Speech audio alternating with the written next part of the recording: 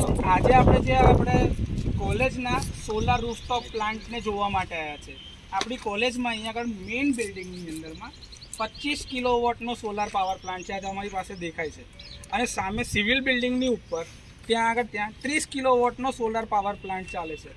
Total 25 kilowatt અને 30 kilowatt peak value પર, એટલે 55 કિલોવોટ પીક ઉપર આપણી પાસે સોલાર પાવર પ્લાન્ટ ચાલી રહે છે. તમે અહીંયા જોતા હશો ને તો જો મોડ્યુલ દેખાતા હશે. આ જે એક મોડ્યુલ છે, તો આવા કેટલા મોડ્યુલ એકબીજા સાથે સિરીઝમાં કનેક્ટેડ છે? જો તો 14 અહીં 14 જ છે. ગણી જતો 1 2 3 4 5 6 7 8 9 10 11 12 13 14. બીજી સ્ટ્રિંગમાં જો કેટલા છે? 14. એટલે અહીંયા કેટલા છે? 14 અને 14. તો ટોટલ મારી પાસે કેટલી સ્ટ્રિંગ થઈ? 14 ની 2 સ્ટ્રિંગ કહેવાય. 14 મોડ્યુલ્સ અને સ્ટ્રિંગ કેટલી થઈ ગઈ? 2. તો આટલો પ્લાન્ટ અડધો પતી ગયો આ બાજુ. ઓકે, તું આ બાજુ આવી ભાઈ. જો 4 ટાઈપના કનેક્ટર છે. આ દેખાય છે? આ MC4 ટાઈપ કનેક્ટર છે. આ જે છે ને આને કનેક્ટર કહેવાય. MC4 કનેક્ટર કહેવાય. પોઝિટિવ અને નેગેટિવ એકબીજા સાથે કનેક્ટેડ છે. જો અહીંથી દેખાતું હશે ને તો આ ટર્મિનલ માર્કિંગ હશે. અહીંથી આ નેગેટિવ જતો હશે બીજાના પોઝિટિવમાં, ત્યાંથી ફરી નેગેટિવ આગળ જતો હશે, અને છેક છેલ્લેથી એક વાયર આવતો જતો હશે, અને એ વાયર અહીંયા આગળ કોમન પાછો આવતું હશે. એટલે શું થાય, તમે જે રીતે જુઓ છો ને બેટરીમાં ને એમાં,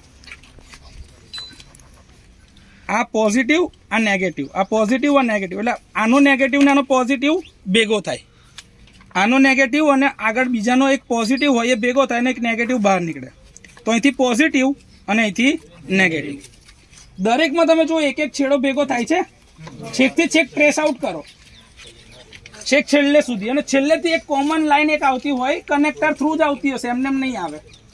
એટલે એક ટર્મિનલ હશે પોઝિટિવથી નેગેટિવ આગળ જયા જ કરશે. તો આ સ્ટ્રિંગ આખી જે છે, આ 14 મોડ્યુલ એકબીજા સાથે કેવા કનેક્ટેડ થયા? તો આ 14 મોડ્યુલ એકબીજા સાથે સિરીઝમાં છે.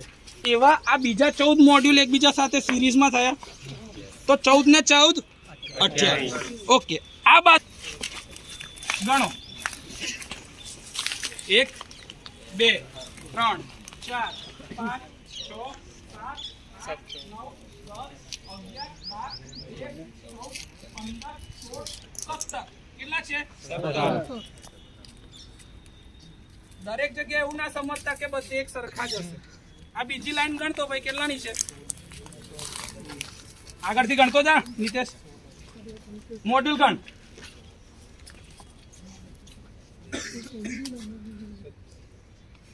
17. ત્રીજી લાઈન ગણ. 17.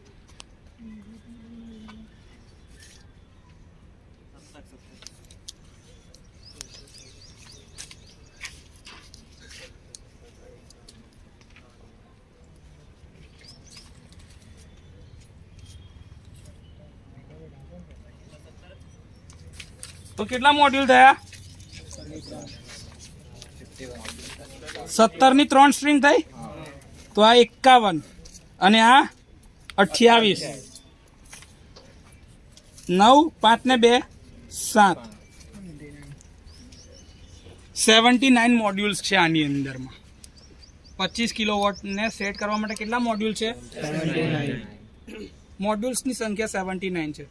હવે આમાં બી 17માં એવું જ છે કે ભાઈ સિરીઝ કનેક્ટ થતું જાય છે. જો અહીંયા આગળ છે ને એક આ પ્રોબ્લેમ થયો. આ વાયર જે છે ને અહીંયા જે એક પ્રોબ્લેમ થઈ ગયો હતો, તમને દેખાય જો આ કનેક્ટર જે છે ને શોર્ટ થઈ ગયેલું હતું, બળી ગયું હતું. અને આ વાયર જે છે ને એ નીચે અર્થ સાથે શોર્ટ થતો હતો. એ શોર્ટ થતો હતો એટલે પાવર ક્યાં જતો રહેતો? અર્થમાં. એટલે ત્યાં આગળ ઇન્વર્ટરની અંદરમાં એરર આવે. શું એરર આવતી હતી? RISO લો, આવું લખે, રીસો લો. RISO નો મતલબ શું થાય? આઇસોલેશનનો રેઝિસ્ટન્સ. આઇસોલેશનનો રેઝિસ્ટન્સ કેવો હતો? ઓછો. ઓછો મતલબ 0, એટલે કે શોર્ટ કરી દીધું હતું.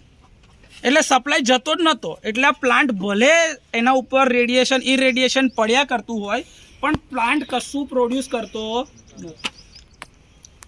એટલા માટે હું આવ્યો અને બધું ચેક કર્યું ત્યારે અમને ખબર પડી કે અચ્છા અહીંયા આગળ શોર્ટિંગ થાય છે. આ બધું પ્રોજેક્ટના છોકરાઓએ ભેગા થઈને મારેલું છે. આ ક્લિપ્સ જે દેખાય છે તમને દેખાય છે વાયર સ્ટ્રીપ્સ, આ બધું પેક કરી દીધું છે. વાયરો હવે ક્યાંય નીચે અડકે નહીં ને, જમીનને એવી રીતે રાખ્યા છે કે ભાઈ કોઈ બી મેટલ પાર્ટને બી ના અડકે અને જમીનને બી ના અડકે. નહીં તો મેટલને અડકતા હોય અને આવું લીકેજ થાય ને તો અહીંયા આગળ કરંટ આવે, તો અહીંયા કરંટ આવે તો બી તમને શોક લાગી શકે છે. એ ના થાય એટલા માટે આ વ્યવસ્થા ગોઠવી છે. આના ઉપર ખાલી ઇન્સ્યુલેશનની ટેપ જ મારી છે મેં, એટલે ઇન્સ્યુલેશનની ટેપ મારીને આને કરી દીધું તો પ્લાન્ટ પાછો વર્કિંગ કન્ડિશનમાં આવી ગયો. આવા નાના નાના મેન્ટેનન્સ જે છે ને, ઇલેક્ટ્રિકલના બેસિક કન્સેપ્ટ જાણતા હોય ને તો એની મેથડ તમે જાતે કરી શકો છો, જેવું અમે કર્યું.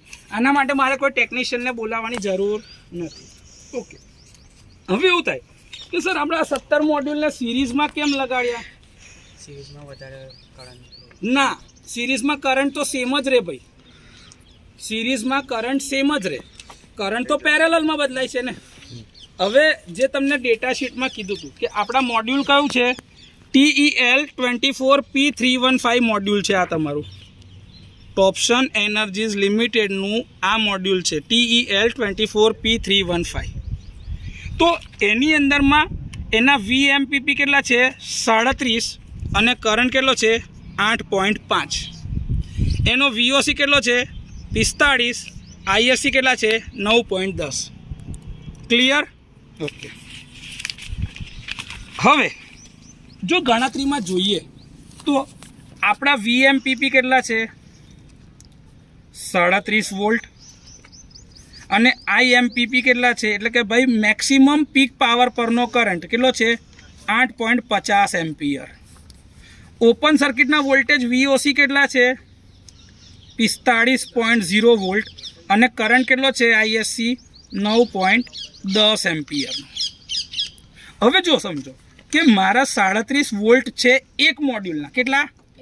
એક. એની જોડે બીજા એક મોડ્યુલને સિરીઝમાં લગાડે તો વોલ્ટેજનો શું થશે? સરવાળો, એડિશન. ઓકે, તો મારા ટોટલ અહીંયા આગળ 17 મોડ્યુલ છે અને અહીંયા 14 મોડ્યુલ છે. તો 14 ગુણ્યા 37 વોલ્ટ અને 17 ગુણ્યા 37 વોલ્ટ. ચાલો 14 ગુણ્યા 37 કરો, કેટલા વોલ્ટેજ આવે છે? 518.0 વોલ્ટ. અને 17 ગુણ્યા 37 કરો, 629 વોલ્ટ થયું. હવે એવું જ કરંટ માટે જુઓ તો કરંટ કેટલો હતો? 8.50.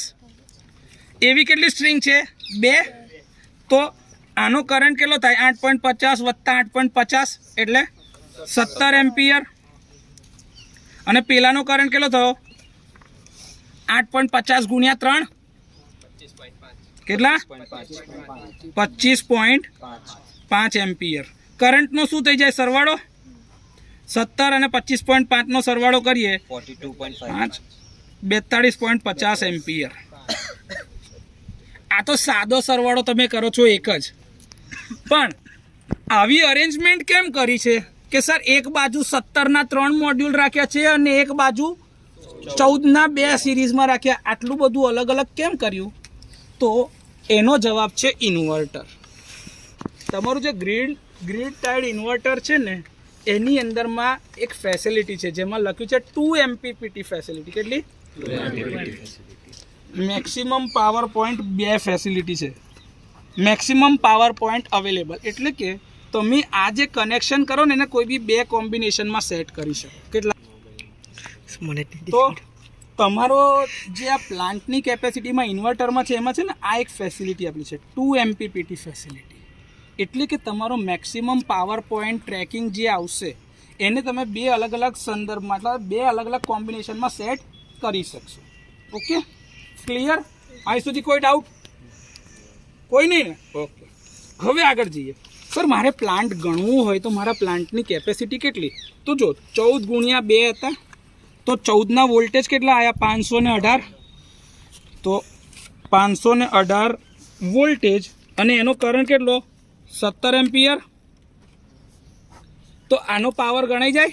પેલી બાજુના મોડ્યુલનો પાવર ગણાઈ જાય? આ બાજુનો પાવર ગણવો હોય તો કેટલા વોલ્ટેજ છે? 629 29 વોલ્ટ અને કરંટ કેટલો છે 25.5. ભાઈ બોલ ભાઈ, પહેલાનો પાવર કેટલો આજે 8,806 ઉપરવાળા 500 8,806 વોટ હા અને નીચે 16,000 160 039.5 39.5 વોટ. બંનેનું સમેશન કરે એટલે 16 ને 8 24,000 તો થઈ ગયા. કેટલા થયા 24 8 45.5 24845.5 વોટ એટલે કેટલા થઈ ગયા 24.84 watt peak, kilowatt peak. એકાદ મોડ્યુલ એટલા માટે કેમ કે બેલેન્સ નહીં થતું એટલા માટે મૂક્યું નથી. પણ જો એને તમે 80 મોડ્યુલ એક્ઝેક્ટ કરો, કેમ કે આ 79 મોડ્યુલ્સનો પ્લાન્ટ છે, એને આ રીતે 2 અલગ અલગ MPPTમાં સેટ કર્યા છે.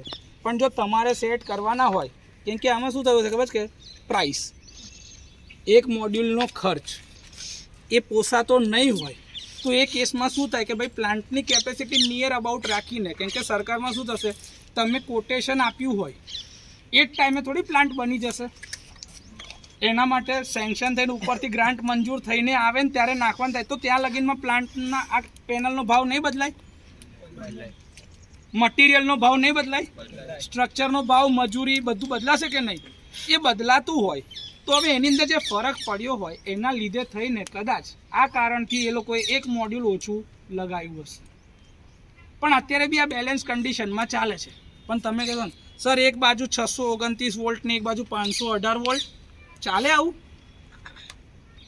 આવું ચાલે? આવું ઇમ્બેલેન્સ ચાલશે કે નહીં ચાલે? કોમન ચાલો, હા નહીં ચાલે. ઇન્વર્ટરની ડેટા શીટની અંદરમાં તમે જોશો ને તો લખેલું હશે કે આના ઓપરેટિંગ વોલ્ટેજની રેન્જ જે છે ને 200 થી 800 વોલ્ટની રેન્જમાં છે. કે આના ઇનપુટ વોલ્ટેજ 200 થી લઈને 800 વોલ્ટમાં ગમે તે હશે ને તો બી ઇન્વર્ટરને વાંધો. તો આ 518 એ આ રેન્જમાં છે, 629 આ રેન્જમાં છે, તો ઇન્વર્ટરને કોઈ તકલીફ છે? એને તો શું જોવું છે કે ભાઈ 200 થી 800 વોલ્ટમાં આવવું જોઈએ. સર આવું કેમ ઇન્વર્ટરમાં રેન્જ માંગે છે? કેમ ફિક્સ ના આવે? કેમ ફિક્સ વેલ્યુના વોલ્ટેજ કાં તો કરંટની કિંમત ના લઈ શકાય? એમાં કેમ રેન્જમાં આપે એવું વોલ્ટેજ ઇનપુટ તરીકે? એક્ઝેક્ટલી. જો હાર્દિકનો જવાબ બરોબર છે, કોઈક વાર વધારે જનરેટ થાય, કોઈક વાર ઓછો. યાદ કરો કે સોલાર પાવર પ્રોડ્યુસ કરવા માટે 2 પેરામીટર જવાબદાર છે. એમાં એક કયું? ટેમ્પરેચર અને બીજું ઇરેડિયેશન. કેટલા ઇનપુટ જરૂરી છે? Temperature, irradiation. હવે ટેમ્પરેચર અને ઇરેડિયેશન બંનેમાં મેં તમને કીધું કે આપણે જોઈ છે, આપણે એની કેરેક્ટરિસ્ટિક બી જોઈ કે ભાઈ તાપમાન વધે તો કરંટ વધે પણ વોલ્ટેજ. ઇન્ડિયાની અંદરમાં ભરૂચની લોકાલિટી પર તમને ખબર છે કે ભાઈ કેટલું તાપમાન રહેશે? શિયાળાનું તાપમાન અલગ હોય, ઉનાળાનું તાપમાન અલગ, ચોમાસાનું અલગ, સન ટાઈમ બી અલગ અલગ છે. ઉનાળાની અંદરમાં સવારે 5:30 પોણા 6 ની આજુબાજુથી સૂર્યોદય થઈ જાય તો સાંજે 7 વાગ્યા સુધી લગભગ રહેતો હોય છે સૂરજ પ્રકાશ, હા કે ના? શિયાળામાં એવું થાય છે લગભગ પોણા 7 ની આજુબાજુથી ચાલુ થતું હોય અને સાંજે 5:30 પોણા 6 લગીન જ ગણાય. પછી ઇન્સોલેશનની વેલ્યુ ઓછી થતી જાય એટલે સૂરજ પ્રકાશ ઓછો થતો જાય તો પેનલ બહુ કામ કરે એટલે પાવર બહુ પ્રોડ્યુસ કરે નહીં. ચોમાસાની અંદર અમુક વાર વાદળછાયું વાતાવરણ હોય સાહેબ, અમુક વાર વરસાદ બી હોય, અમુક વાર 2 દિવસ લાગીને સાહેબ સૂરજ જ ના દેખાયો, કાં તો અમુક વાર દેખાયો તો ખાલી બપોરે 3 કે 4 કલાક માટે હોય. આ બધી જ વસ્તુને ધ્યાન પર લેવામાં આવે જેને કહેવામાં છે ડે ઓફ ઓટોનોમી. ઓટોનોમીનો મતલબ શું છે ખબર કે આટલા સમય દરમિયાનમાં અવેલેબલ નહીં હોતો. તો આ એનાલિસિસ જ્યારે તમે સોફ્ટવેરથી કરતા હોય તો તમે શું કરો છો? એવરેજ વેલ્યુ લઈ લો છો કે સાહેબ સૂરજ જે છે ને એ સવારના 6 થી સાંજના 6 લગીને જ અવેલેબલ છે.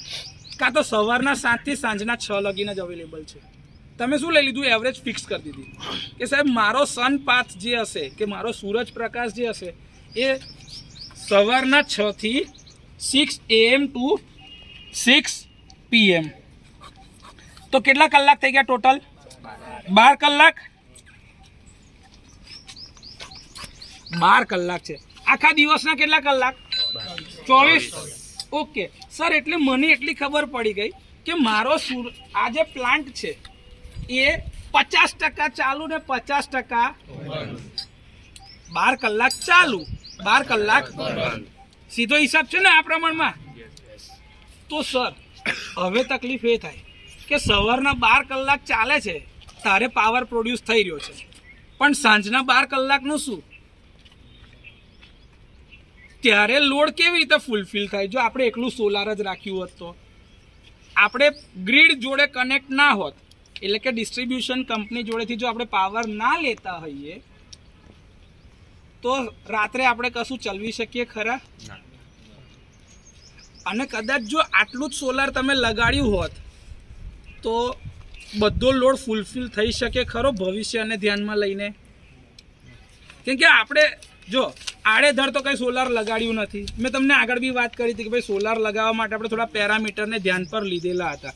ખબર, આપણે 2011 થી લઈને 2015 સુધીની 2011 થી લઈને 2015 સુધીના એ 5 વર્ષનો આખો ડેટા કાઢ્યો તો બિલનો. એના આધારે આપણે શું ગણ્યું? ભાઈ મારી એવરેજ ડિમાન્ડ આટલી છે સાહેબ, એક મહિનાની 1630 યુનિટ મારે આખો એક મહિનો વપરાય છે. એવરેજ 1630 યુનિટ એટલે કે 1630 કિલોવોટ અવર મારા આખા મહિનામાં વપરાય છે.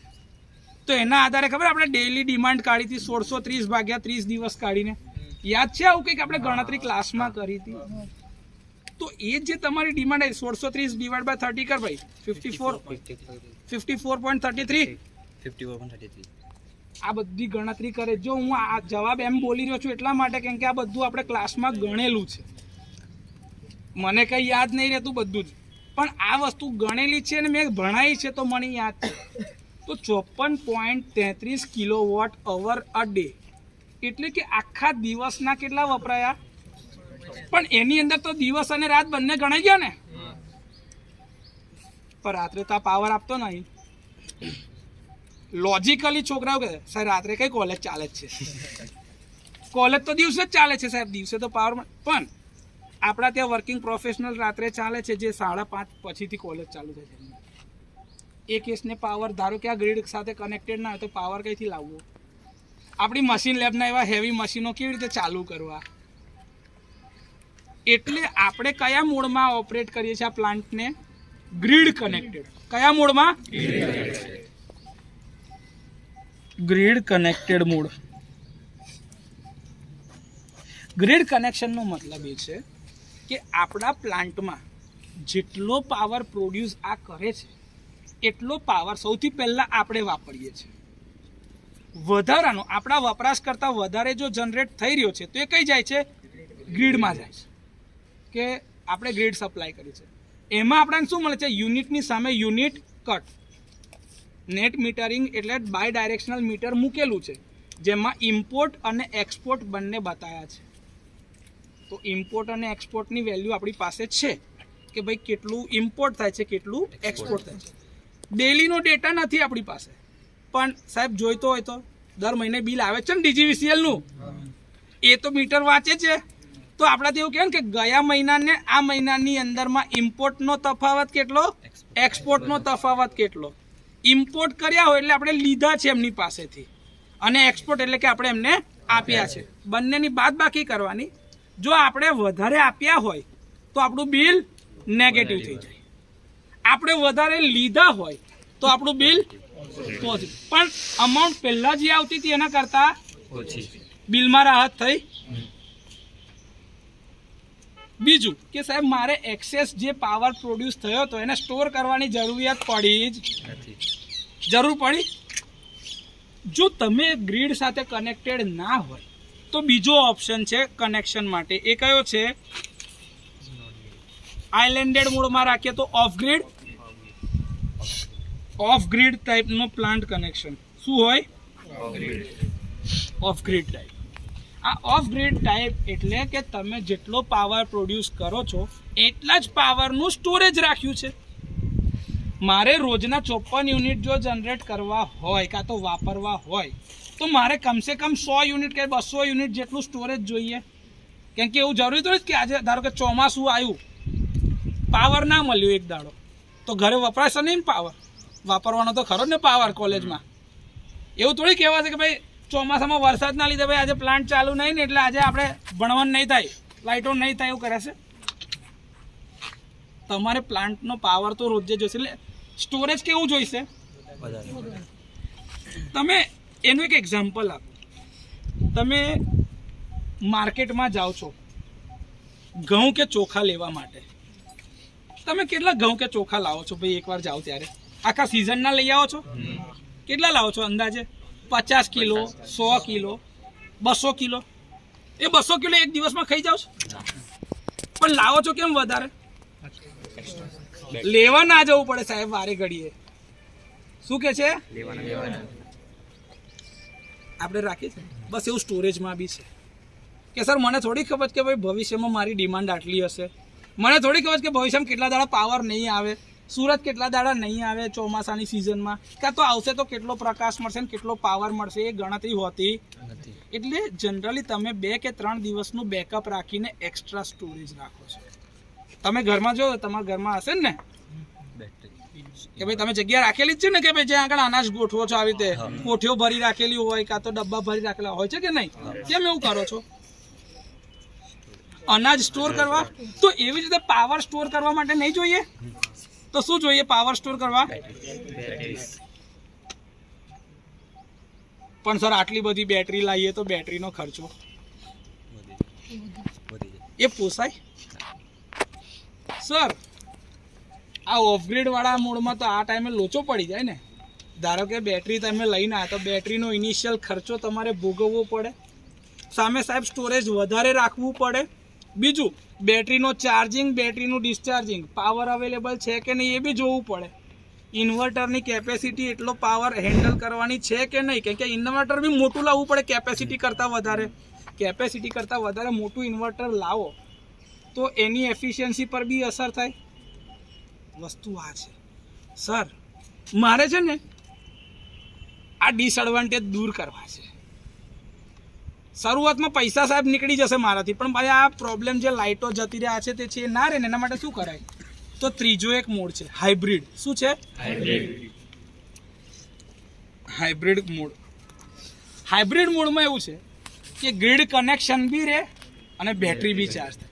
વધારે પાવર હોય તો બેટરી ચાર્જ થતી જાય, બેટરીમાં જાય, અને જ્યારે ગ્રીડ પાવર અવેલેબલ ના હોય ત્યારે બેટરીથી પાવર આવતો જાય. પણ આ પ્રકારના કનેક્શનની ફેસિલિટી માટે ગવર્મેન્ટની પોલિસી છે. તમે આડેધડ તમારા ઘરે હાઇબ્રિડ પાવર પ્લાન્ટ ચાલુ કરી શકો નહીં. આને ગ્રીડ સાથે કનેક્ટ કરવો હોય આ પ્લાન્ટ તો એના માટેના નિયમ છે. તમારે ખબર વ્હીકલ ચલાવો તો વ્હીકલ ચલાવવાના નિયમ હોય. તમે આરટીઓની લર્નિંગ લાયસન્સના ટેસ્ટ આપો, એક્ઝામ આપો છો, એમાં ખબર સવાલ પૂછે છે કે ભાઈ ડાબી બાજુનો એરોનું નિશાન છે એનો મતલબ શું, કે કઈ બાજુ વળી શકાય? ધારો કે લખ્યું છે કે પી લખ્યું હોય ને ઉપર એક લાઈન પાડી છે એનો મતલબ શું છે? એ બધું તમને કેવી રીતે ખબર પડી? સાઇન વાંચતા આવડે? વેહિકલની સ્પીડ ધારો કે લખ્યું હોય 40 લખ્યું હોય ને રાઉન્ડ કર્યું હોય તેનો મતલબ શું? 40ની સ્પીડ લિમિટ છે. બરોબર છે? આ જ બધા નિયમો જેવું તમે જાણો છો વેહિકલ ચલાવવા માટે ભાઈ સરકાર લાયસન્સ ક્યારે આપે? 17 વર્ષે લર્નિંગ લાયસન્સની એક્ઝામ પાસ કર્યા પછી 6 મહિના પેલું વેહિકલ ચલાવવાની પ્રેક્ટિસ કરી હોય અને પછી રોડ ટેસ્ટ તમે આપો ત્યાં આગળ ટ્રેક ઉપર જઈને એ પાસ કરો તો તમને પાક્કું લાયસન્સ મળે છે કે નહીં? બસ એવું જ છે. તો જો વેહિકલ લાવવાના, ચલાવવાના અને વાપરવાના જો નિયમ છે, એવી જ રીતે સોલાર પાવર પ્લાન્ટ લગાવવાના, એને ગ્રીડ સાથે કનેક્ટ કરવાના એના નિયમો છે. એ નિયમો નક્કી કર્યા છે IEEE 1547 standard. International institute of electrical and electronics engineers IEEE એના નિયમ છે 1547 સ્ટાન્ડર્ડ્સ. આ નિયમના હેઠળ દરેક સોલાર પાવર પ્લાન્ટ ફંક્શન કરે છે. એમાં એવું કીધેલું છે કે ભાઈ 5 મેગાવોટની કેપેસિટી કરતાં ઓછી કેપેસિટીનો પાવર પ્લાન્ટ, કેટલા? 5 મેગાવોટની કેપેસિટી કરતાં ઓછી કેપેસિટીનો પાવર પ્લાન્ટ જ્યારે ગ્રીડ કનેક્ટેડ મોડમાં ઓપરેટ થતો હોય એ કેસમાં જો લાઇટો ગઈ હોય ગ્રીડ સાઈડથી તો તમારો સોલાર પાવર પ્લાન્ટ બંધ થઈ જશે. સાહેબ આટલો બધો તડકો મસ્ત પડે છે, 25 ડિગ્રી ટેમ્પરેચર છે, આટલો બધો પાવર આવે છે, તો સાહેબ એ વેસ્ટ? હા, એ ઉપયોગમાં લેવાશે. સર એવું કેમ? તો આખી સિસ્ટમ આપણે જાણે ઇન્ટરકનેક્ટેડ છે. કેવી છે? એટલે પાવર કઈ દિશામાંથી કઈ દિશામાં આવે છે, ક્યાંથી ક્યાં જાય છે નક્કી છે? તમે લાઈન જોઈને કહી શકો કે હા અચ્છા પાવર સાહેબ આ દિશામાંથી આમ જ જાય છે? હા, એ સબસ્ટેશન જે સોર્સ સ્ટેશન હોય ને એને ખબર પડે. એ તમને કે અચ્છા હા ભાઈ હલદરવાથી પાવર આવ્યો છે. શું કહીએ આપણે? કેમ કે હલદરવા એનું સોર્સ છે તો આપણને એ ખબર હોય. પણ તમે લાઈન રોડ પર જ આમ જતા હોય તો તમને ખબર પડશે કે આ લાઈન કઈની છે. તમે કહી દો કે સાહેબ અહીંથી જ પાવર આમ જાય છે. કોઈ એવું કે સાહેબ આ પાવર રાઈટ ટુ લેફ્ટ જાય કાં તો લેફ્ટ ટુ રાઈટ જાય, શું કહેવાશે? પાવર કોઈ બી દિશામાં જતો હોય, બાય ડાયરેક્શનલ. કેમ કે આપણે શું કરીએ છીએ, આપણો પાવર આપણે બી ગ્રીડમાં મોકલીએ છીએ અને ગ્રીડનો પાવર આપણે લઈએ છીએ. તો જેવું આપણો પાવર પ્લાન્ટ છે એવું આખા ભરૂચમાં બધે નહીં હોય. એવું આખા ભરૂચમાં બધે નહીં હોય. તો દરેકના ઘરે હવે પાવર જે પહેલાં કઈથી આવતો હતો કે ભાઈ ડિસ્ટ્રીબ્યુશન કંપનીના એક ટ્રાન્સફોર્મરમાંથી બધાના ઘેર જે ફીડરમાંથી આવતો હતો, હવે ફીડરમાં પાવર પાછો બી જાય છે ઊંધો.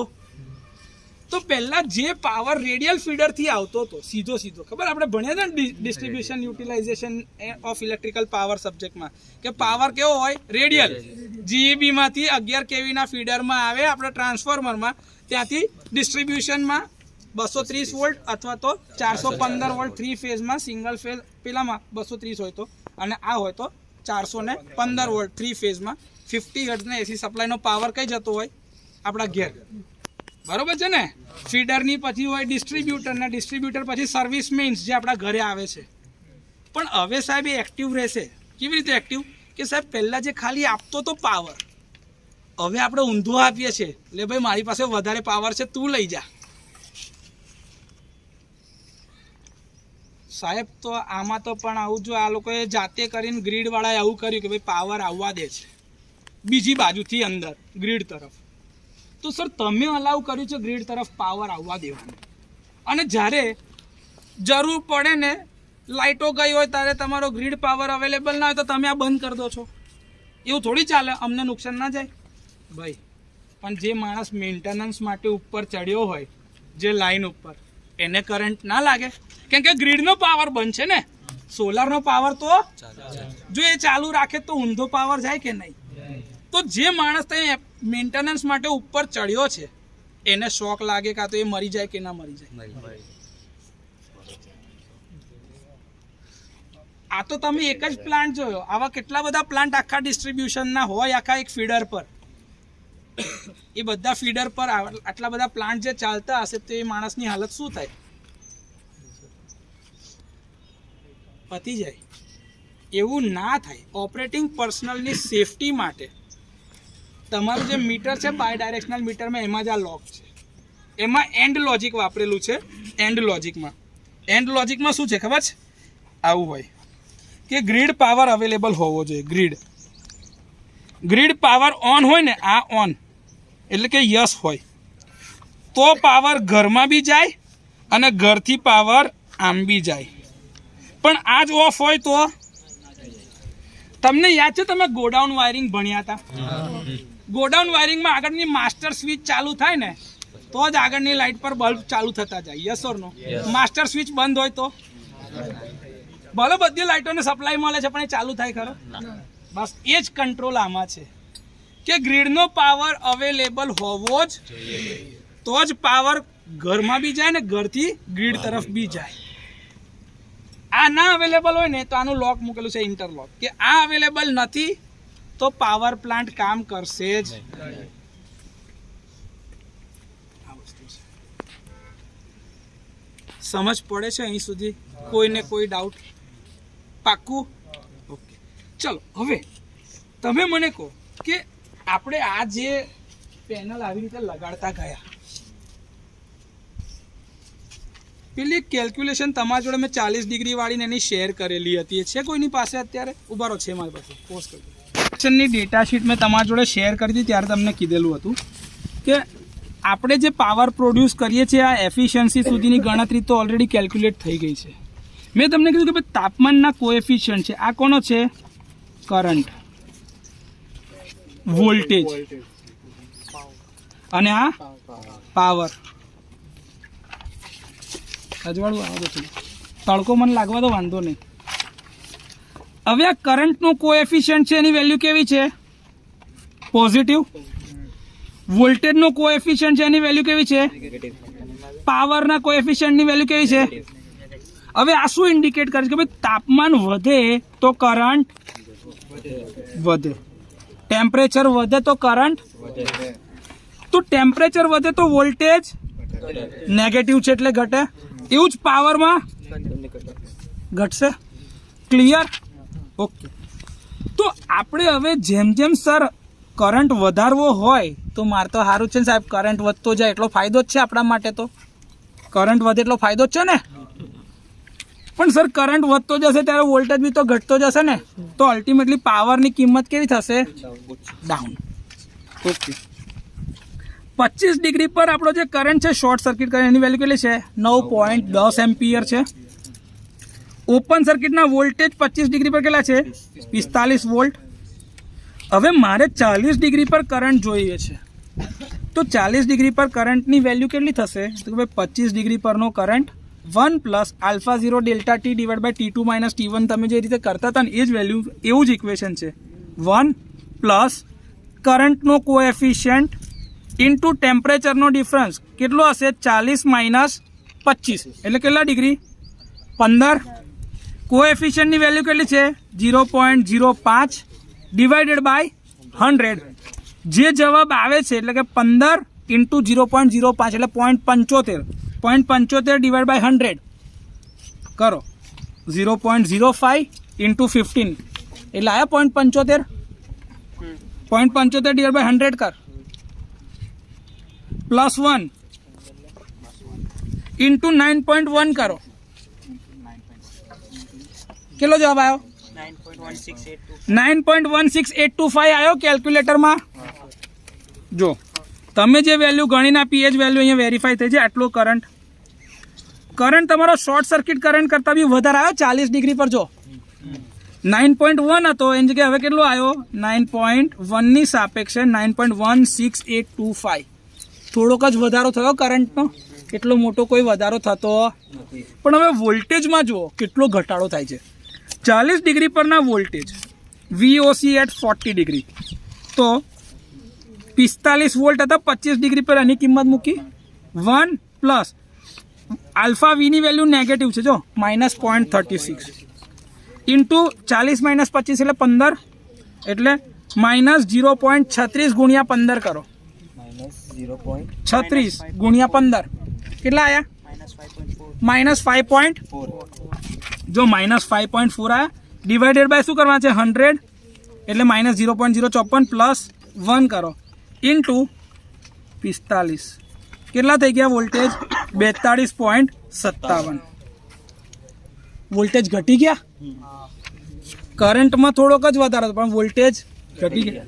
પાવર સાદી રીતે ગણવો હોય ને તો તમે આ બંનેનો ગુણાકાર બી કરી જો. 9.16825 ઇન્ટુ 42.570 ઇન્ટુ 42.570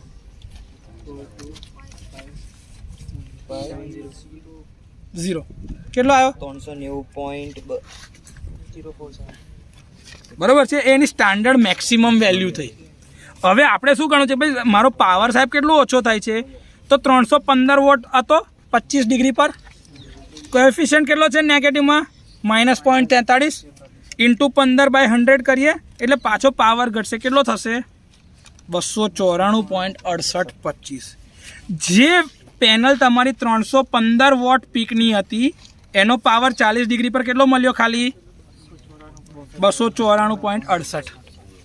એટલે લગભગ 21 વોટ પીક ઓછા મળ્યા. હવે તાપમાન બી બદલાયા કરે છે, ઇરેડિયેશનનું લેવલ બી બદલાય છે, તો પાવર જે મળતો હશે એ દરેક સેકન્ડે અલગ હશે. દર સેકન્ડે તમને જે પાવર મળે છે કેવો હશે? અલગ હશે. તો એના લીધે થઈને ઇન્વર્ટરની અંદર તમારે રેન્જ રાખવી પડે કે જે તમને બતાવે કે ભાઈ આટલાથી આટલા રેન્જના વોલ્ટેજ, આટલાથી આટલા રેન્જનો કરંટ, અને એના લીધે જ આટલો પાવર અંદર જવો. અહીં સુધી કોઈને કોઈ ડાઉટ હોય તો બોલો. કોઈ તકલીફ કોઈને આટલામાં? તમને બંધ જે આ તમારું એક મોડ્યુલ છે ને, બધા પોતાના મોડ્યુલ આગળ પહોંચ્યા તો ભાઈ દરેક જણા જોવાનું છે એક એક મોડ્યુલ. જો આ મોડ્યુલ હશે ને એમાં ઉપર સૌથી પહેલા જો એક ચોરસ અલગથી સેલ હશે. એક નાનો જે આ ચોરસ છે ને આને સેલ કહેવાય. દેખાય છે આ એક નાનો સેલ? આ એક સેલ છે ને એમાં તમે જોશો ને તો 1 2 3 4 લાઈનો હશે વચ્ચે સિલ્વર 4 લાઈનો છે, એને બસ બાર કહેવાય. એને શું કહેવાય?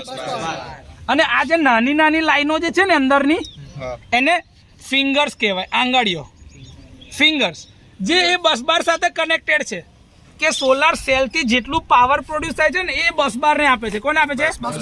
ઇલેક્ટ્રોન કઈ જાય છે? બસ બારમાં. બસમાંથી એક ઇલેક્ટ્રોન જો ઉપરનો ભાગ જે છે ને એમાં જો આ નીચેથી કનેક્ટેડ હશે, જો બીજો સિલ્વર જે હશે ને એ નીચેથી કનેક્ટેડ હશે, એક જે નીચેથી કનેક્ટેડ હશે.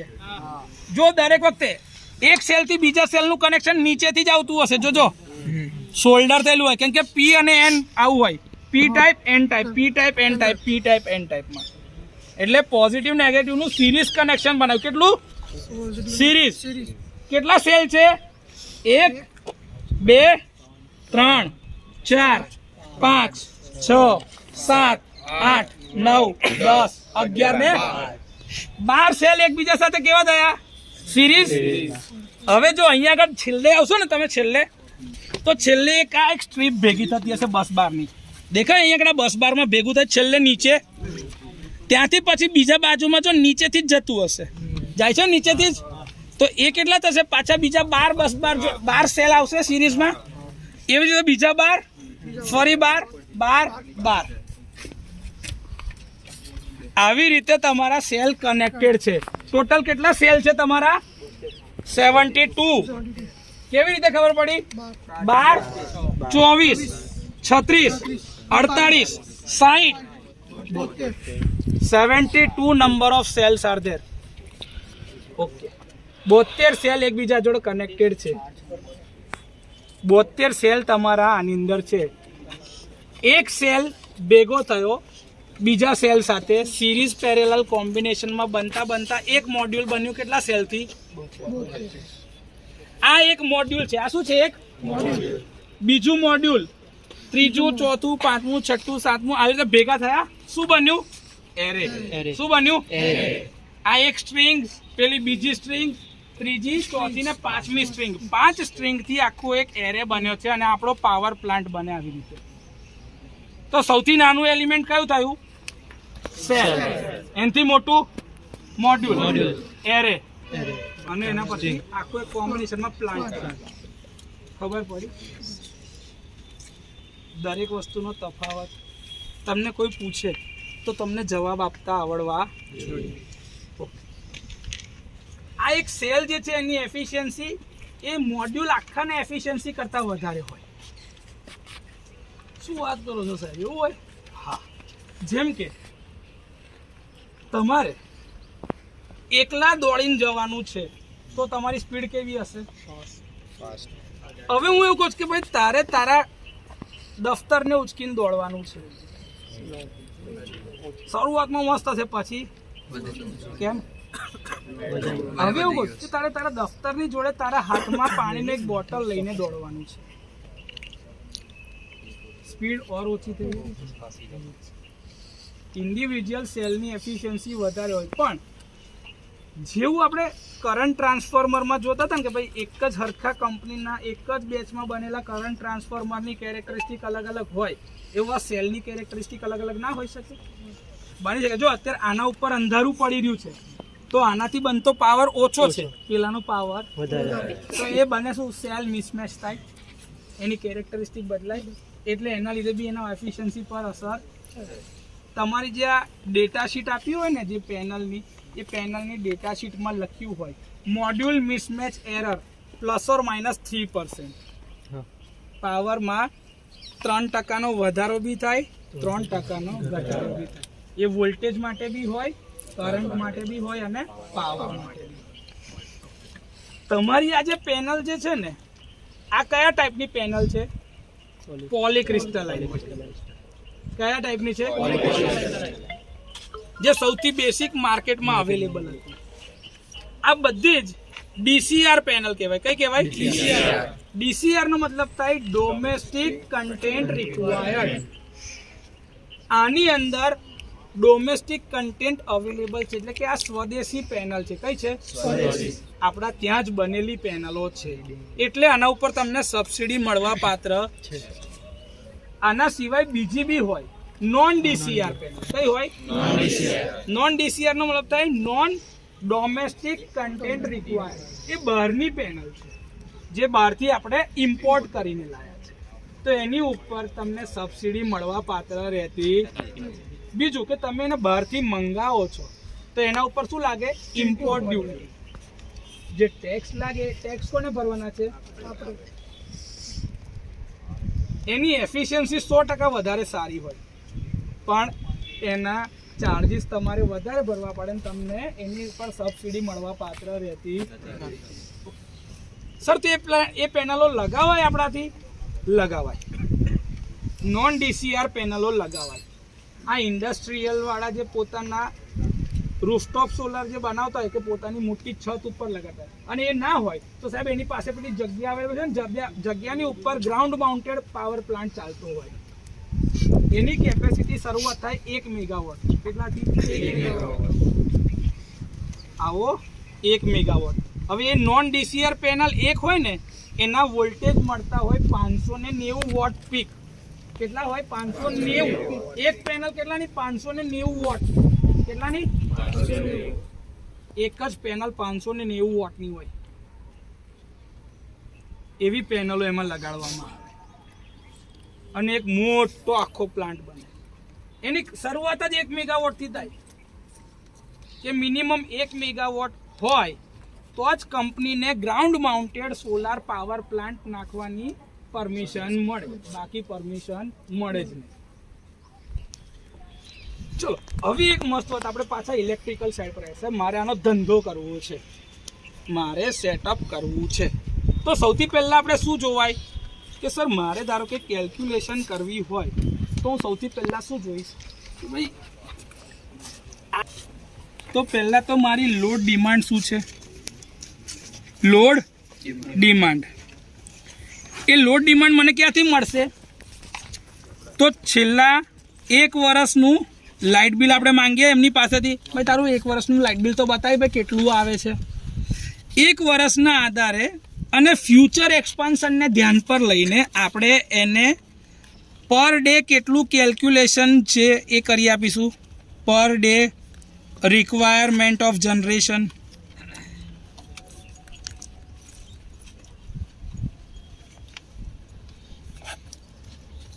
સૌથી પહેલાં આપણે આ વસ્તુ શોધીને આપીશું કે ભાઈ તારી રિક્વાયરમેન્ટ આટલી છે, રોજે તારે આટલો પાવર તો જોઈશે.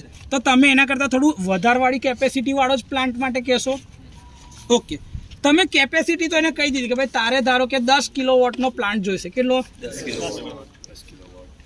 10 કિલોવોટનો પ્લાન્ટ જોઈએ જ કોઈને રેસિડેન્શિયલમાં. હવે એના પછીથી સવાલ આવે કે ચાલ 10 કિલોવોટનો પ્લાન્ટ તો નાખવો છે, પણ તારી પાસે કેટલી સ્પેસ અવેલેબલ છે?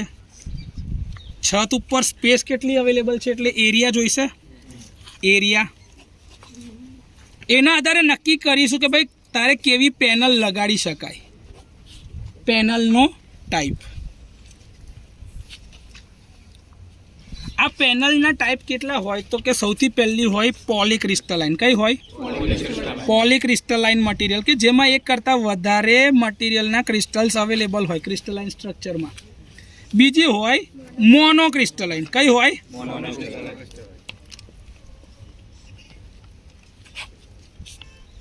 આના પછીથી આવી નવી એક પેનલ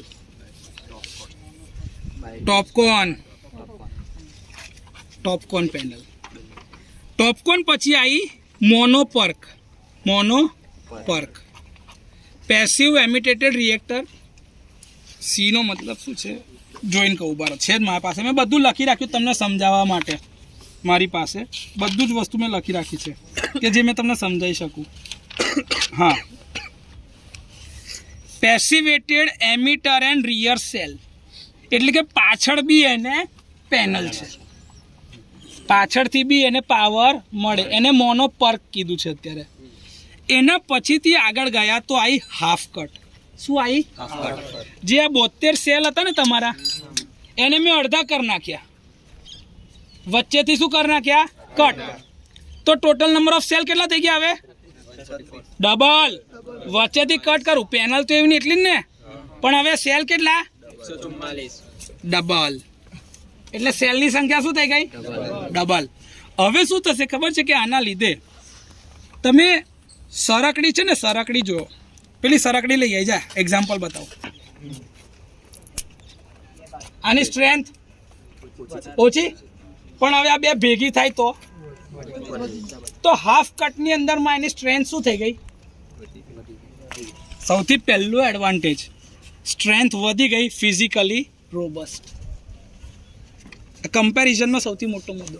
હવે સાહેબ એની સ્ટ્રેન્થ જ વધારે હોય તો પાવર જનરેશનમાં નંબર ઓફ સેલ્સ વધી ગયા. નંબર ઓફ સેલ્સ વધી જાય તો એફિશિયન્સીમાં વધારો થઈ ગયો. એફિશિયન્સી વધી જાય તો પાવર આઉટપુટમાં વધી ગયો. આઉટપુટમાં તમે પાવર વધ્યો તો તમે જીબીમાં વધારે પાવર આપવા લાગ્યા. જેટલો પાવર આપો તો એની સામે તમને એટલા પૈસા મળવા લાગ્યા. તો પેબેક પીરિયડ ઘટી ગયો, એટલે કે જલ્દીથી પ્લાન્ટ ફ્રી થઈ જાય તો પેબેક પીરિયડ શું થઈ જાય? ઓછો. એફિશિયન્સી વધારે હોય તો લોસીસ ઓછા. હવે એવું થાય કે આ ધારો કે અડધો ભાગ જે છે ને, અડધો ભાગ એના ઉપર શેડો આવી રહ્યો છે તો આટલો જ ભાગ પાવર પ્રોડ્યુસ નહીં કરે, બીજો અડધો ભાગ પાવર આવું હોય. તો શેડોના લીધે જે પાવર ઓછો થતો તો એ બી ઓછો થઈ ગયો. સર એના પછી સર એવું કીધું એક કામ કરો ને, પાછળથી બી સેલ હોય તો સાહેબ જો તમે અત્યારે જોતા હશો ને પાછળ, તો આની નીચે જો તમને એક વ્હાઇટ કલરની શીટ લાગેલી હશે. જો ભાઈ વિડીયોમાં બતાવી ચાલુ કરે, રોકો તો કરી થઈ ગયું. ચાલુ કર્યો ભાઈ. જો પાછળના ભાગમાં છે ને તમને અત્યારે વ્હાઇટ કલરનું લેયર દેખાતું હશે. વ્હાઇટ કલરનું લેયર શું છે? ઇન્સ્યુલેશન. એટલે ઇન્સ્યુલેશન આપે છે કે કોઈ પાવર પ્રોડ્યુસ કરતો. તો એની જગ્યાએ શું કર્યું ખબર છે કે આ સેલ જે હતા ને એ તો ટ્રાન્સપરન્ટ જ છે, તો એની ઉપર જે આવો ગ્લાસ મૂક્યો ને એવો જ ગ્લાસ નીચે ઈવી, એનો મતલબ થાય છે ઇથિલિન વિનાઇલ એસિટેટ. શું થાય? એ ઇન્સ્યુલેશન આપે છે કે ભાઈ તમે આને અડકો તો બી તમને કરંટ લાગે અને આ સેલની પ્રોપર્ટીને બી ડેમેજ થાય. આ ઇથિલિન વિનાઇલ એસિટેટ કેવું હોય ખબર છે? તમે મેળામાં ગયા તો મેળામાં તો પેલો ખબર કિચન પર નામ લખીને આલે ને પછી ખબર તમને કહેતા લો લઈ જાઓ, અને એની ઉપર એક ખબર આવું ચોપડીને આપે વાર્નિશ, જે લિક્વિડ જેવું હોય ને એ પછી સોલિડ થઈ જાય, વાર્નિશ હોય. તો તમે આખું કિચન ભલે તૂટી જાય પણ તમારું નામ અંદર ખરાબ થાય. એવું જ હોય આ ઈવીએ શીટ, કે ગમે તેટલું ટેમ્પરેચર એના પર પડે ને પણ એની અંદરની પ્રોપર્ટી એ બગડવા દેશે જ. એ ઈવીએ શીટ જે છે ને એ -80 ડિગ્રીથી લઈને 120 ડિગ્રી પોઝિટિવનું ટેમ્પરેચર છે ને તઈ લગીની સહન શક્તિ ધરાવતી હોય. અને આ ઈવીએ શીટ જતી હોય ને ત્યારે ઓવનની અંદરમાં આને જવા દે, સેલની ઉપર લગાડે એટલે એકદમ ચોંટી જ જાય, મેલ્ટ થઈ જાય. કેમ કે તાપમાન, ઓવનનું તાપમાન જ એટલું ઊંચું હોય, એ ડાયરેક્ટ સેલની ઉપર ચોંટી જ જાય. એટલે સેલની અંદરની પ્રોપર્ટીને ડેમેજ થવા દે. હવે જે પાવર પ્રોડ્યુસ કરતો તો એ 10 બારની સાથે લાગી ગયું છે એને તમે કશું થવા દીધું નથી, એની પ્રોપર્ટી એવી ને એવી છે. પછી તમે એને નીચેથી અડકો કે ઉપરથી અડકો, કરંટ લાગે ખરો? ઇન્સ્યુલેશન છે યાર, એટલે લાગે. ઓકે, એના લીધે શું થયું ખબર છે? હવે બાયફેશિયલ એટલે નીચેથી બી પાવર પ્રોડ્યુસ થાય, તો જે પાવર ત્યાં પેલી પેનલ પર આવ્યો હોય એ રિફ્લેક્ટ થઈને નીચે આ છત ઉપર જાય, એ છત ઉપરથી બી પાછો પેલાની ઉપર પેનલ પર જાય, તો આગળથી બી પાવર પ્રોડ્યુસ થતો તો એવો પાછળથી બી પાવર પ્રોડ્યુસ થાય. પણ એના માટે કન્ડિશન કેવી જોઈએ કે છત જે છે તમારી કેવી જોઈએ? ટ્રાન્સપેરન્ટ. કેવી જોઈએ? કાચની બનાવાશે છત? છત તો તે બનાવાય. તો શું કરાય સાહેબ? અમે ભણ્યા છે વિજ્ઞાનમાં કે સફેદ કલર જે છે એ પૂરેપૂરો પરાવર્તક હોય, હા કે ના? અને કાળો કલર હોય એ પૂરેપૂરું શોષક હોય. મારે શું કરવું છે? પરાવર્તન કરવું છે, તો મારી છત કેવી જોઈએ? વ્હાઈટ. તો એટલે જો આ તમારી છત કેવી છે, તો આ જ જગ્યા પર મારે આ પ્લાન્ટની કેપેસિટી વધારવી હોય અને મારે આ પેનલ ચેન્જ કરવી હોય, તો મેં કઈ પેનલ નાખી શકું? લગાડી શકું બાયફેશિયલ. તો મારે નંબર ઓફ મોડ્યુલ હવે જોઈતા હશે, કેટલા થઈ જશે? ઓછા. અત્યારે 79 મોડ્યુલ છે, એના કરતા જોઈશે કેટલા? ઓછા. હા કે ના? કેમ કે હવે તો એક મોડ્યુલની કેપેસિટી બી વધારે છે ને.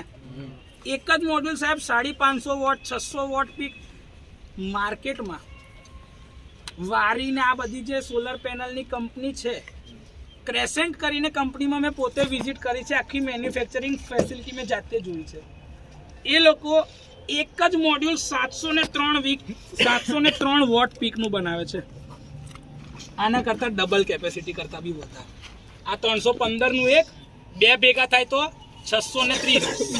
આ એક જ મોડ્યુલ 703 વોટ પીક આપે છે. એક જ મોડ્યુલ, એટલે બેની જગ્યાએ કેટલા જોઈએ?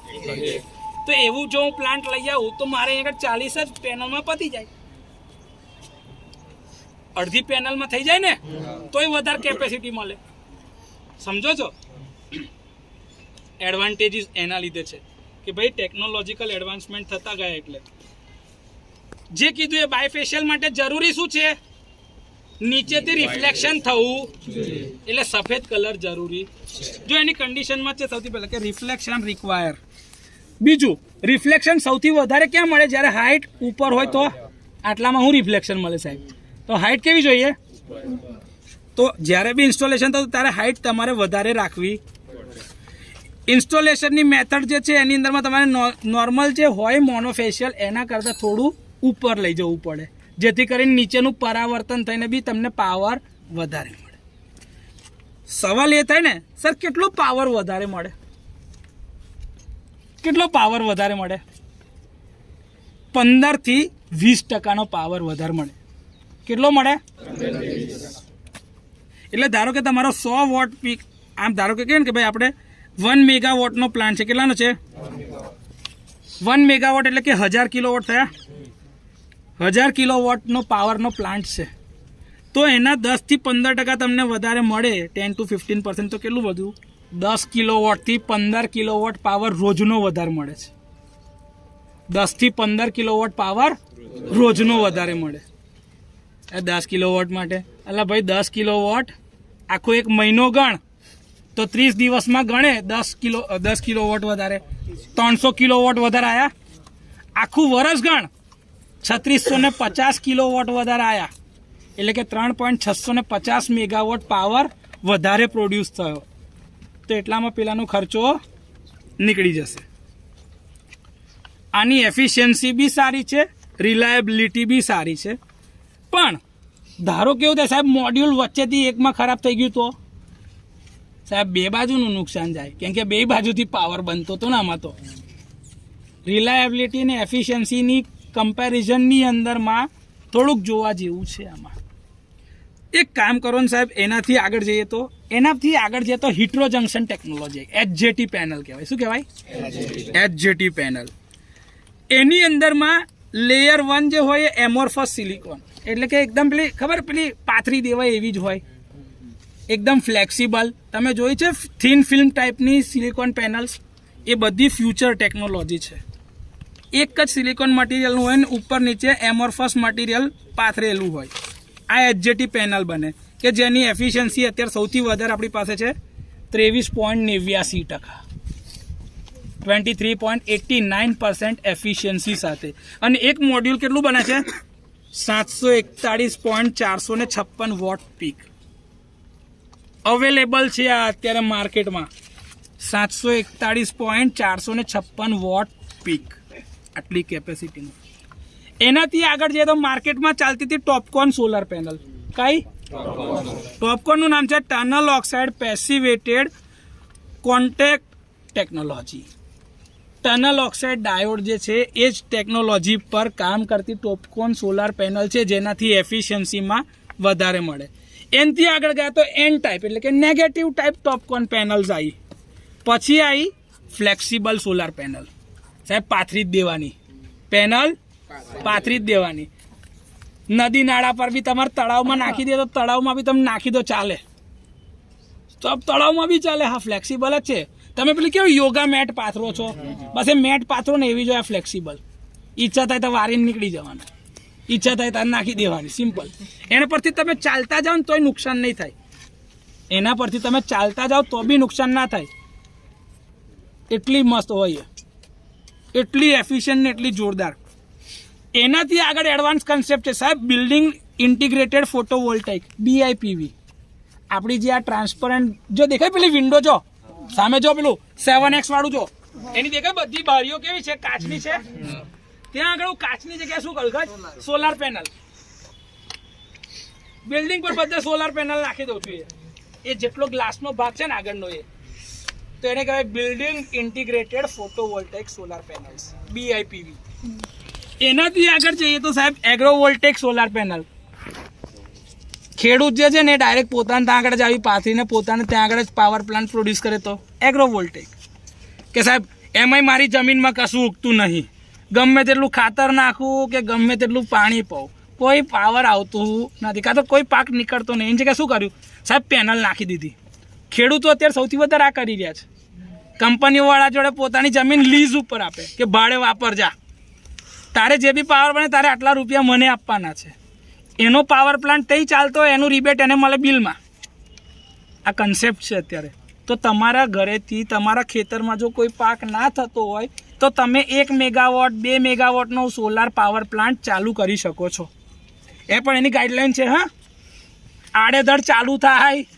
હા, એના નિયમો છે. જ્યારે 4થું ચેપ્ટર આપણું આવશે ને, સોલાર પાવર પ્લાન્ટ ઇન્સ્ટોલેશન માટેની જે રિન્યુએબલ માટે જે ગાઈડલાઇન્સ છે, જે નિયમો છે, જે યોજનાઓ છે, એમાં કયા ફાયદા મળે છે, બધું હું સમજાવીશ. એ બધું હું તમને શીખવાડીશ એ ત્યારે. ઓલ બ્લેક સોલાર પેનલ, જે મેં તમને કીધું કે કાળો કલર સૌથી વધારે શોષે છે. જેટલું વધારે સોલર રેડિયેશન શોષાશે એટલો વધારે પાવર પ્રોડ્યુસ. તો શોષણ વધારે કરાવડાવવું પડશે. એટલે પેનલ કયા ટાઈપની જોઈએ? અને બ્લેક પેનલ એટલે કે મોનોક્રિસ્ટલાઇન, એક જ મટીરિયલમાંથી બને. જો અત્યારે આ પેનલ તમે જોશો ને તો એક બાજુથી તમને ભૂરી દેખાય, એક બાજુથી કાળી દેખાય. દેખાય છે? તમે જે બાજુથી જો એ બાજુથી અલગ દેખાશે. આ પોલીક્રિસ્ટલાઇન, મલ્ટી ક્રિસ્ટલાઇન છે, એટલા માટે એનો કલર ફિક્સ હોય. સમજ્યા? એનથી બી આગળ છે હજી tandem solar panels. Tandem solar panel જબરજસ્ત ફ્લેક્સિબલ વાળી. સાદડી આવે ને, સાદડી એમ કરીને આમ તમે નાખ્યું હોય ને, આસનિયું કેવું હોય બસ એવી જ. જબરજસ્ત ઇનોવેશન્સ ચાલે છે.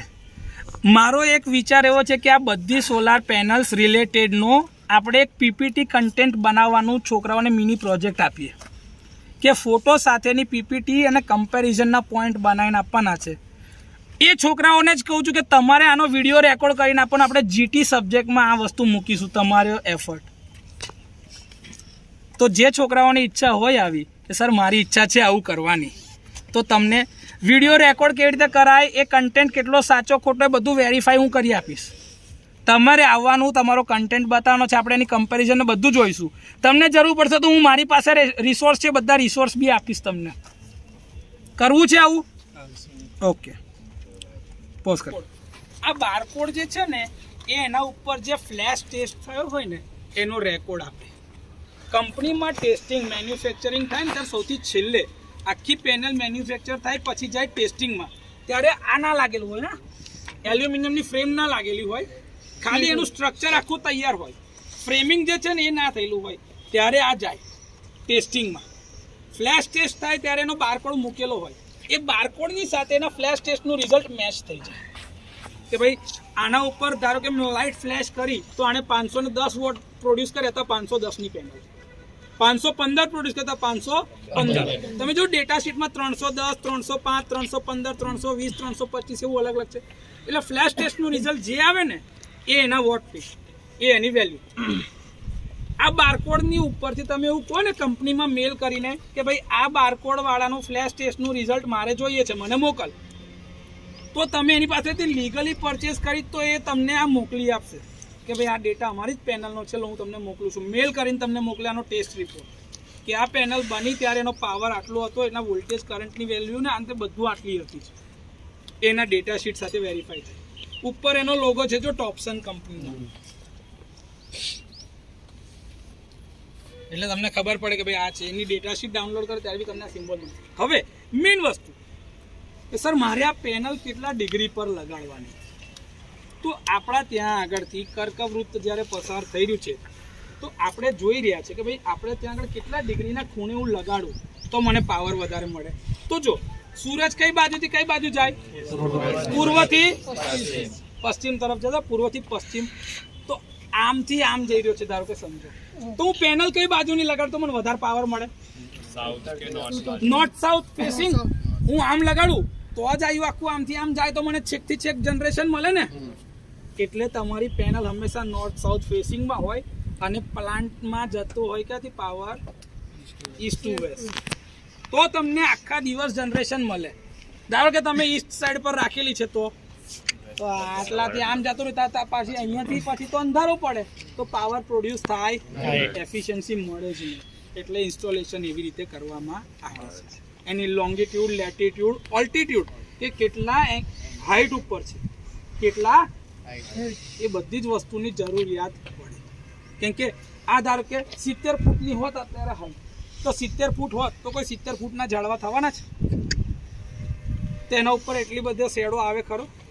શેડો એનાલિસિસ કરતા હોય ને ત્યારે એલ્ટિટ્યુડની જરૂર પડે કે ભાઈ મારે પેનલ કેટલે ઉપર લઈ જવી છે, તમારી આ બધી એનાલિસિસ થાય. આપણે આપણા મેઇન વસ્તુ પર આવો. સર વોલ્ટેજ તો મળી ગયા, હવે કરંટ, વાયરથી કરંટ બી તો લઈ જવાનો ને. તો આના એક પ્લાન્ટમાંથી કેટલો વાયર નીકળ્યો, કેટલો કરંટ નીકળ્યો તો આપણે ગણીએ તો હમણાં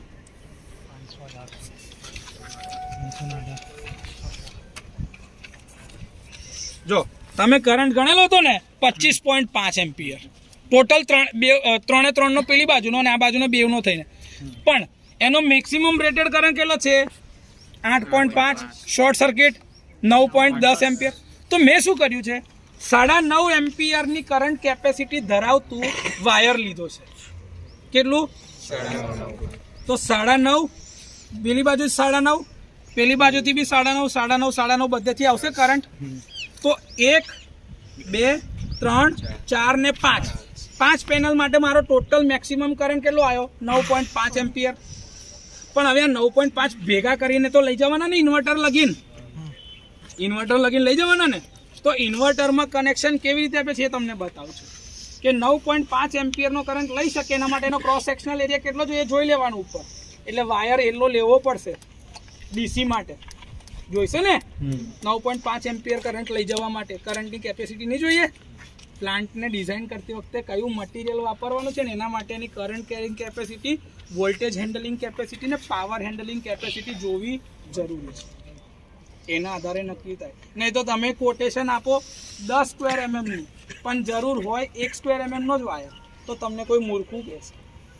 તમે આડેધડક કોઈને કહી દો આટલો વાયર જોઈશે, આટલો જોઈશે, એવું થોડી કહેવાશે. ગણીને કહેવું તો પડશે ને. કે કોઈ તમને પૂછશે સાહેબ આપણે કેટલું સ્ટ્રક્ચર બનાવવું પડશે, કેટલી હાઈટ ઉપર પોલ નાખવા પડશે, બધું કહીએ છીએ ભાઈ, બધું કહીએ છીએ. આટલું જોયું, એમાં કોઈ ડાઉટ? ઓકે. હા, જે આ સ્ટ્રક્ચર ઉપર આપણે માઉન્ટ કર્યો છે અને આ સ્ટ્રક્ચર ઉપરથી આપણે અર્થિંગ આપેલું છે. આ પેનલનું અર્થિંગ છે, જો તમને દેખાતું હશે આ અર્થિંગ છે બધી જગ્યા પર. જમીન સાથે તમે અર્થ કરેલું છે આખું એનું સ્ટ્રક્ચર. એટલે કે સ્ટ્રક્ચર પર ક્યારે બી જો લીકેજ કરંટ આવે તો તમને એના કેસમાં નુકસાન જાય નહીં. હવે આ જે બધા કરંટ જે આ અલગ અલગ જગ્યાથી વોલ્ટેજ અને કરંટના લીધે પાવર આવે છે, તો આ એક સ્ટ્રિંગમાંથી જો વાયર આવે છે, જો દેખાય છે તમને આ કનેક્ટરના વાયર તમને દેખાય છે કે આ મેઇન પેનલમાં આવ્યા, જો અહીંયાથી અંદર ગયા, 2 વાયર અહીંથી આવ્યા, એટલે કે આ પ્લાન્ટના વાયર અહીંથી આવ્યા, પેલા પ્લાન્ટના વાયરો ત્યાંથી આવ્યા, આ પ્લાન્ટના વાયરો અહીંથી જાય છે આની અંદર, દેખાય છે આ કન્ટિન્યુઅસલી જો તમે જોશો ને તો બધાના વાયર અહીંયા આગળથી પ્લાન્ટમાં ભેગા થતા આવ્યા અહીંયા સુધી. જો આ પ્લાન્ટના વાયર જે છે ને, બધા પ્લાન્ટના આખાના વાયર અહીંથી આવ્યા છે. જો 4 સ્ક્વેર mm નો વાયર અહીંયા આગળ વાપરેલો છે. કેટલો? 4 સ્ક્વેર mm નો. જો દેખાશે તમને અહીંયા આગળથી થોડુંક તમે ડિટેલમાં જોવા જાઓ તો આ એક વાયર જે હોય એના ઉપર જો લખ્યું છે આ 4 સ્ક્વેર mm નો વાયર છે, બરોબર. એ વાયર એને નાખ્યો છે. આ આપણા આવા 5 વાયરો સાથે જતા, એટલે 5 દૂની 10 વાયર આવતા હોય, જે તમારા મેઇન કેપેસિટી માટે અહીંયા આગળથી આવતા જશે. પોઝ કરી દો. ઓકે, જે 5 અલગ અલગ વાયર આવ્યા હતા ને એ તમારા અહીંયા આગળથી જો આ પાઇપ થ્રુ અંદર આપણે ઇન્વર્ટરના ટર્મિનલમાં જાય છે. એ તમને બતાવો આગળ ઇન્વર્ટરના કનેક્શનમાં. જો એ જે વાયર આપણા પાઇપમાંથી આવ્યા ને, પાઇપમાંથી આવેલા વાયર આવ્યા, જો દેખાય છે આ તમને અલગ 4 સ્ક્વેર mm વાળા. જો આ એક પોઝિટિવ નેગેટિવ, આ બીજું, આ ત્રીજું, આ ચોથું ને આ પાંચમું. દેખાય તમને આ 5 અલગ અલગ કોમ્બિનેશન, આપણી 5 સ્ટ્રિંગ લાગેલી હતી અને 5 વાયરો આવ્યા છે. હવે તમે અહીંયા આગળથી જો નીચે જોશો ને તો અહીંયા લખેલું છે, જો MPP tracker A, MPP tracker B. Total તમારા 2 MPPT ફેસિલિટી હતી જે મેં કીધું એ, તો એક છે A અને એક છે B. બંનેની અંદરમાં 1 2 3 4 ટર્મિનલના કનેક્શન આવી શકે, આ બાજુ બીજા 4. ટોટલ કેટલા કનેક્શન આવી શકે? 8. એટલે તમે આની સાથે કેટલી સ્ટ્રિંગ લગાડી શકો છો? 8. આપણે કેટલી સ્ટ્રિંગ લગાડી છે? 5. તો આપણે કેટલા ઇનપુટ વાપર્યા? 5. એક બાજુ 3 વાપર્યા છે. આ જો B છે ને, B ની અંદરમાં 1 2 ને 3 વાપર્યા છે. જો ઉપર પોઝિટિવ, નીચે નેગેટિવ, એટલે પહેલું પોઝિટિવ, એની પાછળ વાળું negative, positive negative, positive negative. તો B MPPT માં કેટલા કનેક્શન છે? 3. અને A MPPT માં કેટલા કનેક્શન છે? 2. ટોટલ 5 કનેક્શન તમે અહીંયા આગળ કરંટના આપ્યા. ઓકે, આ જે આવ્યું એ ઇન્વર્ટરમાં આવે છે. આપણું ઇન્વર્ટર છે INVT કંપનીનું, INVT BGKTR 33. જો અત્યારે તમે જોશો ને તો અત્યારે આ રનિંગ કન્ડિશનમાં તમને દેખાય છે, અને અત્યારે આટલો કરંટ આવી રહ્યો છે, આટલા વોલ્ટેજ પ્રોડ્યુસ થઈ રહ્યા છે PV1માં અને PV2માં. જો એ બતાવું, તમે આને એન્ટર કરશો, મોનિટર પેરામીટરમાં એન્ટર કરો તો જો દેખાય છે જનરેશનમાં આજનું જનરેશન 76.82 કિલોવોટ અવર છે. એટલે આજના દિવસમાં અત્યાર સુધી 76.82 યુનિટ પેદા કર્યા છે. આટલું તમારું ટોટલ જે છે ટુડેનું જનરેશન છે, પૈસા આટલા બચાયા છે. ઇનપુટ પાવર જે છે એ છે 8.49 કિલોવોટ. એ જો કન્ટિન્યુઅસલી બદલાતો જાય છે, જેમ જેમ તાપમાન બદલાય, ઇરેડિયેશન બદલાય ને એમ એની કિંમત બદલાતી જાય. આઉટપુટ પાવર 8.31 કિલોવોટ છે, એટલે લગભગ જો 8.51 આવ્યો, 8.32 નીકળે છે, તો બહુ ઓછો લોસ અંદર થઈ ગયો છે. બધો પાવર ઇન્વર્ટર કાઢી જ રહ્યું છે બહાર. પીક પાવર આવ્યો તો ક્યારે? જ્યારે આખા દિવસમાં સૌથી વધારે પીક પાવર આવ્યો તો 17.24 કિલોવોટ. મેક્સિમમ આટલો પ્રોડ્યુસ થયેલો હતો.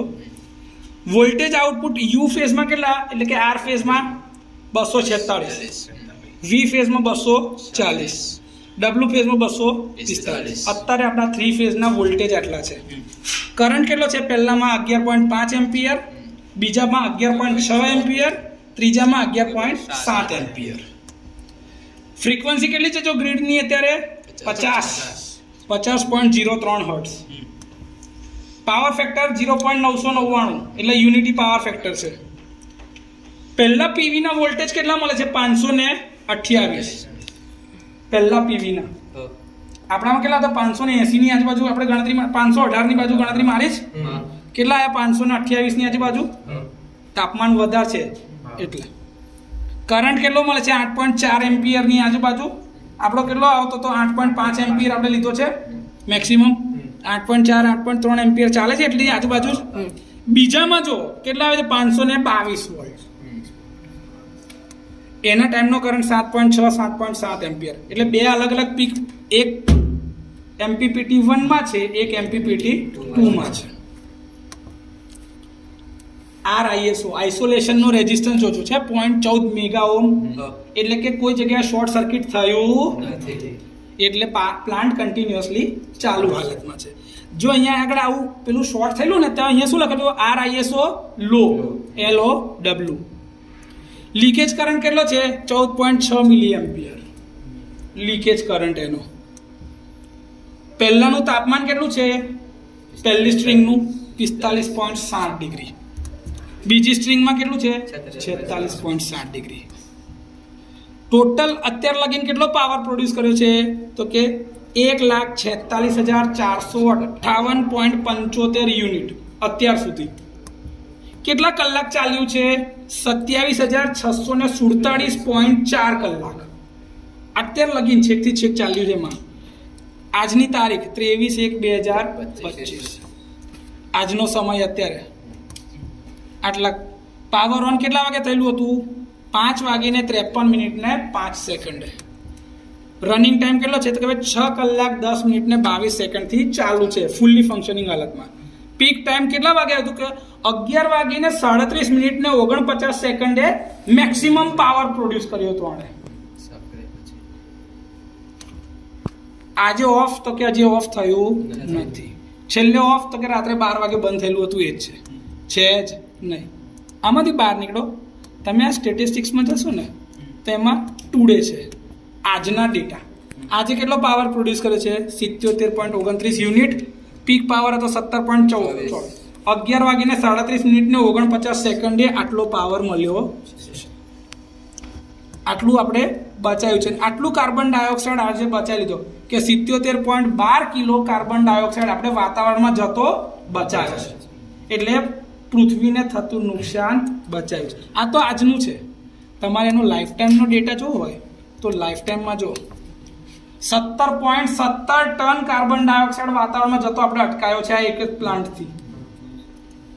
અને ઉર્જા કેટલી પેદા કરી છે ટોટલ 1,46,459.02 કિલોવોટ અવર. આટલી બધી ઉર્જા આપણે પ્રોડ્યુસ કરી છે અને આટલો કાર્બન ડાયોક્સાઇડ વાતાવરણમાં જતો અટકાયો છે. સમજ્યા? આટલા કલાક ચાલ્યું છે 27,647.5. આટલા કલાક આ સોલાર પાવર પ્લાન્ટ ચાલેલો છે. જો કોઈ ફોલ્ટ છેલ્લે દેખાયો નથી. આ ફોલ્ટની સિસ્ટમની ઇન્ફોર્મેશન જોઈતી હોય તો ભાઈ એનો પાર્ટ નંબર કયો છે IMR BG25 KTR. એનો સિરિયલ નંબર જોઈતો તો એનો સિરિયલ નંબર આ દેખાશે પાર્ટનો. તમારે એમાં સોફ્ટવેરનું વર્ઝન જોઈએ તો સોફ્ટવેર વર્ઝન 1 ને વર્ઝન 2 મૂકેલા જ છે, બધાના વર્ઝન મૂકેલા હોય. RS-485 પ્રોટોકોલ શેનું છે ઇન્ટરનેટ પર આ લોકો ઓનલાઈન આપણું જનરેશન મોનિટર કરે છે. ટોપસન કંપનીના લીધે જેડામાં જે કનેક્શન આપ્યું હશે એ GNL સર્ટિફિકેટ કોણે આપ્યું તો કે GUVNL આપણે આપ્યું છે. રનિંગ પેરામીટર તો કે યુવીના વોલ્ટેજ કેટલા છે 175 વોલ્ટ ફેઝ વેલ્યુમાં છે. યુવીનો ટાઈમ કેટલો ટાઈમ છે 200 મિલીસેકન્ડ. 0 વોલ્ટ ક્યારે થયું છે AC 0 વોલ્ટ જ્યારે થાય phase voltage 285. 0 volt time 200 millisecond fix કરી રાખેલી છે. ફ્રીક્વન્સી 45.